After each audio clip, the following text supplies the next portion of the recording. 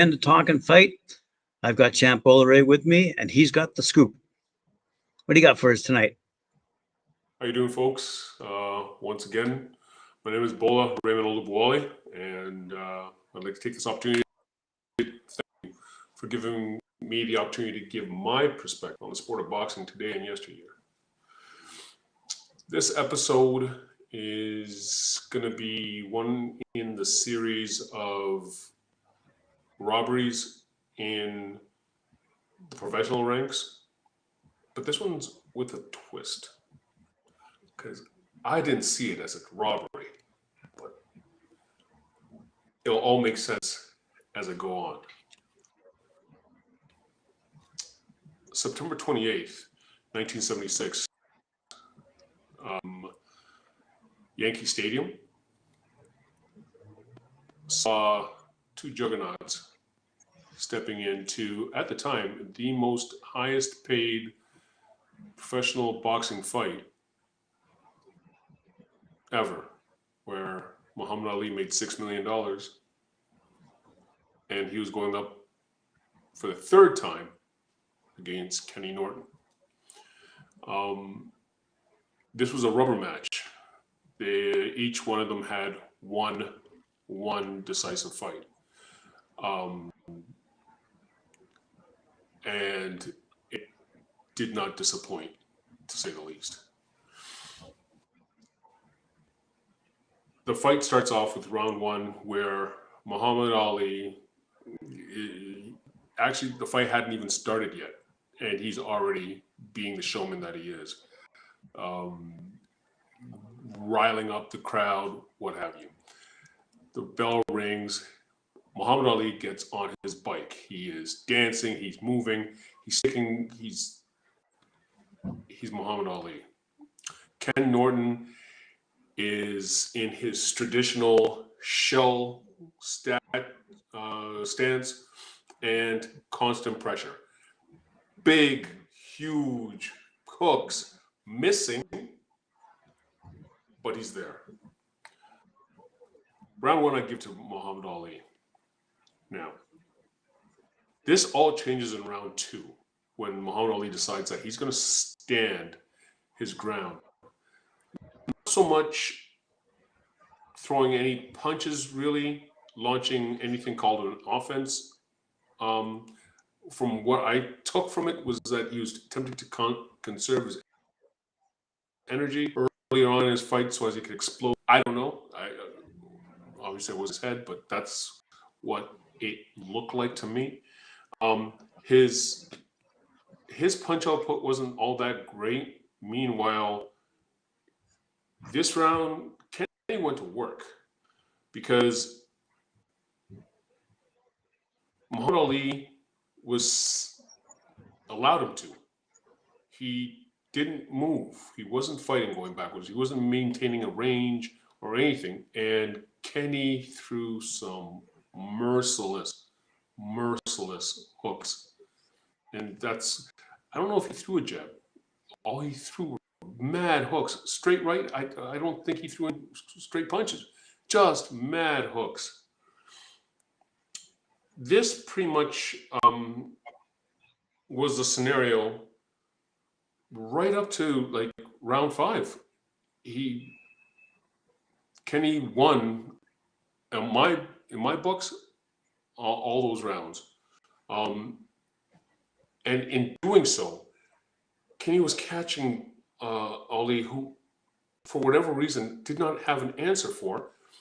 There's a technique called the under-over, where if you are fighting from an orthodox stance, and orthodox stance being your right hand is your power hand, is the hand further back, and your left hand is further out front. If you're orthodox and you're fighting an orthodox fighter, you wait for that punch, and when he throws his jab at you, you slip, counterattack at the exact same time with a jab to the body, only to come upstairs with a crushing right. By touching him with a jab to the body, they drop their guard down to protect themselves and end up getting caught. Ken Norton did this whole fight. Mind you, he didn't throw a jab. He led with a hook, but he was clubbing him. It was just a club. I don't know how he didn't break his jaw a second time. Always making the mark. In the 5th round, Muhammad Ali tried to put on a flurry of combinations, but nowhere remotely close to enough to actually sway me to give him that round because it was so late in the round and what have you. Round 6 was much more of the same. Ken Norton took it to him. And in doing so, well, Ali started the round off with putting his left arm out and just measuring him. It's called measuring because you're measuring him. Measuring Kenny, but he wasn't doing anything with his right hand. He just left it out there. A whole lot of valuable seconds in that 6th round was eaten up doing that. Kenny eventually was able to get around that offense, and then he launched this vicious body attack. Hook, hook, hook, hook upstairs, hook, hook, hook, hook upstairs. He caught Muhammad Ali with a left hook just before the bell went. With a hook to the body. This left hook is the first time that I can, and actually the only time I can ever remember Muhammad Ali being visibly hurt with a body shot. I can't remember another fight where he winced or buckled from a body shot. This one he did. Bell goes. Round 7, Muhammad Ali gets to work now. He's up on his toes and he's jabbing, he is dancing, he's constant movement. Ken Norton didn't have an answer for it. He was throwing big hooks and nothing was really happening.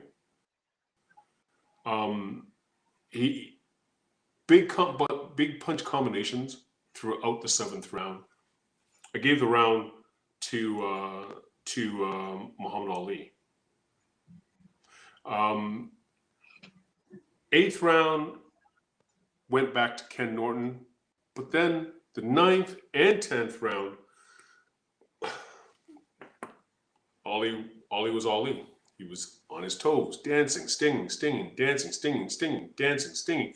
Predominantly just jabs, but still, he wasn't getting caught. He wasn't getting caught. Therefore, he's winning these rounds. Couple combinations in between, but for the most part, he was all the action. Ken threw some huge lead hooks, and they hit nothing but air.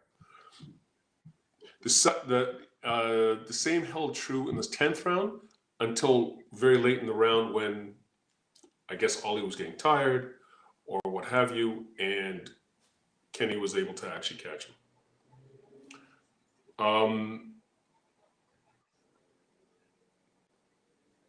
11th round was a close battle, but I felt Ali outboxed Kenny still. And for the next 2 rounds, they also were actually incredibly close. And they could have gone either way. So 11th round was really close. 12th and 13th, I didn't have. I draw. This will make sense later on when I explain the scoring system. 14th round came out, and Kenny took it to him. Big punch combinations.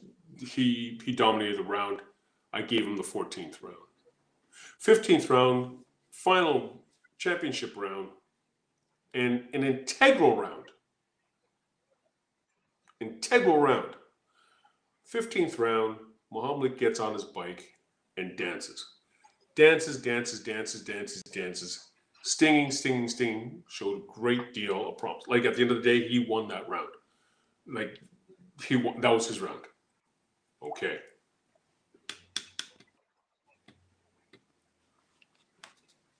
Seems pretty straightforward, doesn't it? Okay. Now, things got super interesting when it got to the end of this round. For the record, I had Ali winning this fight. 8 rounds, 5 rounds to Ken Norton, 2 rounds a draw. As I said, 12 and 13. This is in the day before the 10-point must system. So at the end of the day, they just pretty much went by rounds. Who won which round? There was a celebrity panel of judges that, and I shouldn't even call them celebrity as much as, well, there were notable, I guess, boxing aficionados from different media outlets in the day. 3 of them were on standby, scoring the fight from their vantage point. Now, outside of the actual sanctioned officials, Red Smith from the New York Times scored the fight 8 rounds to 6 for Norton. Stan Hackman from Philadelphia Daily News scored the fight 6 rounds for Ali, 6 rounds for Norton, 3 rounds draw. Mike McGee from the London Daily Mirror scored the fight 9 rounds for Norton, 6 rounds for Ali. The only thing is, the officials that counted, you had Robert Smith scoring the fight 8 rounds to 7. You had Howard Lederman scoring the fight 8 rounds to 7, both for Ali. And Arthur Mercanti scoring the fight 8 rounds for Ali, 6 rounds for Norton, 1 round draw. Unanimous decision for Muhammad Ali. How can 2 sets of judges saw 2 completely different fights?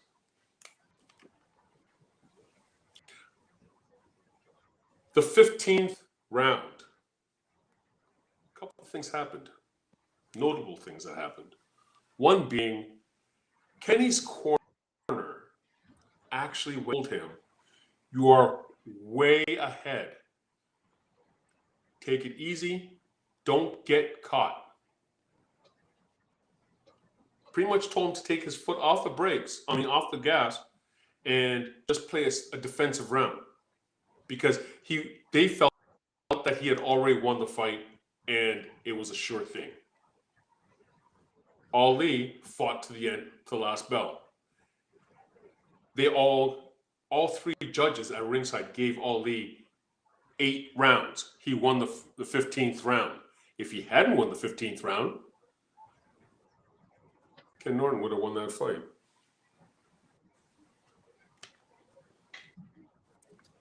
Interesting. The fight's not over until it's over. The punch stats had Ali throwing 507 punches, 52, while Norton threw 15 punches less at 502, but landed at a far greater rate at 233 punches landed over the course of the fight. Now, keeping in mind that just because the numbers are skewed that way doesn't mean that all of the punches evenly were cascaded across the whole 15 rounds. It could have been, I feel it was more, Ken really took it to him in the early rounds when Ali was standing there and being more of a punching bag, more stationary. As soon as he started moving, he didn't. His punch numbers, at least his connect numbers, would went down astronomically. So there you have it. Another notable stat were the power punches. Ali threw 272 and landed 96, while Norton threw 277 power punches, but landed 158. I felt that the fight was well worth mentioning because the fight was close and hard to judge. But I included this in the greatest robbery series because of a later interview that Muhammad Ali gave, talking about this fight, more importantly, Ken Norton, where he says,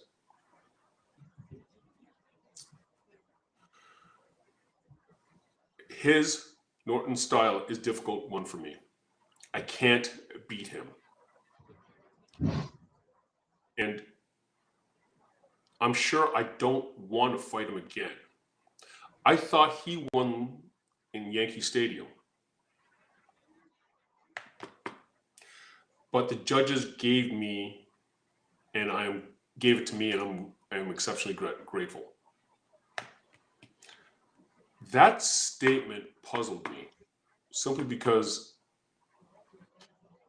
when Ali was up on his toes, he found a great deal of success. Ken Norton didn't have the footwork to keep up with him. So for him to say that he couldn't beat him, I don't understand. Maybe he just didn't want to exert that much energy for 15 rounds, which is completely understandable.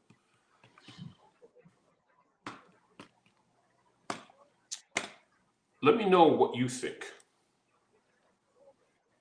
Do you think that Ken Norton was robbed? Even Ali says that Ken Norton was robbed. I saw a different fight. The judges at ringside saw a different fight. Let me know down in the comments.